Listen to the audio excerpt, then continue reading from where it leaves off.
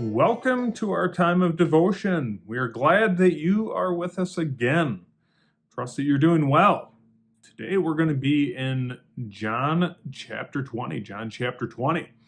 This is after the crucifixion of Jesus Christ. This is after the resurrection of Jesus Christ, physical resurrection. And Jesus meets with the disciples, and he is in this place where several of them are. And there's a guy named Doubting Thomas, one of the disciples. And he doesn't just want to see that Jesus Christ is alive. He wants to feel him too. And so he puts his hands in the hollows where the scars of the crucifixion were. He puts his hand in the side. And Jesus gives this verse, and it's very appropriate for us. So as we're in John chapter 20, we want to consider some of the things that are being said there.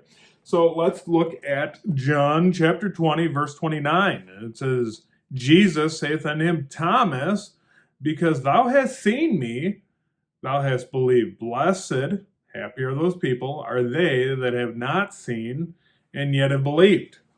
And let's talk about that. Thomas had a huge benefit. He actually saw Jesus Christ in the flesh. He was able to spend years with him, 3.5 years of earthly ministry.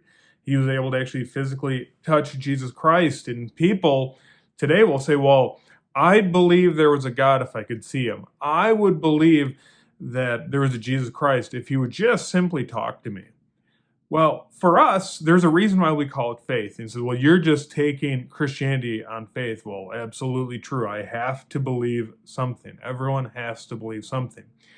You either can choose to believe there's no God, you can choose to believe different religions, you can choose to believe quote-unquote nothing, which ends up being humanism.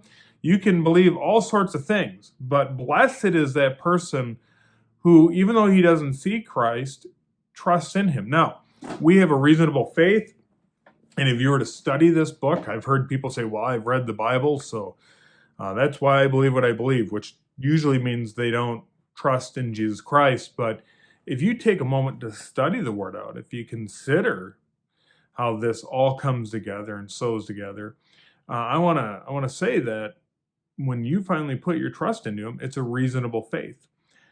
But blessed are you, my friend, who trust in Jesus Christ without ever seeing him. So Jesus Christ says it. He says what? He said, blessed are they that have not seen and yet have believed. Blessed are you, even though we physically haven't seen Jesus Christ, that put our trust into him. What a great truth that is. And so today, be blessed, believe without seeing, have faith, be a faithful person. That's what I have for the moment. Now, I was at shopping at Kohl's, and they had a bunch of gloves on clearance, and they had 2 left-handed gloves. And on one hand, it was great, but on the other hand, it just wasn't right.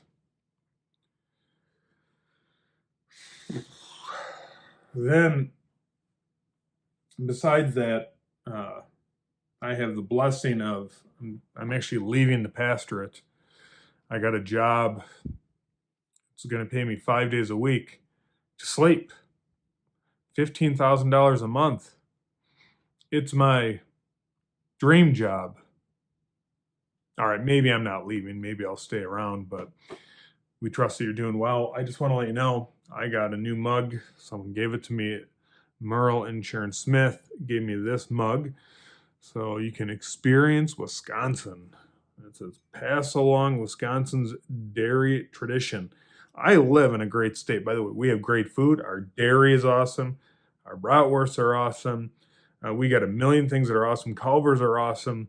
I'm glad I live here, but I'm glad for friends who gave me this little gift. So pray for those who serve. Merle and Sharon have served in our church faithfully for a long time, so pray for them. Thank you guys for joining us. We will see you soon. Don't forget, blessed are those people who have not seen yet believed. Hopefully you're one of them.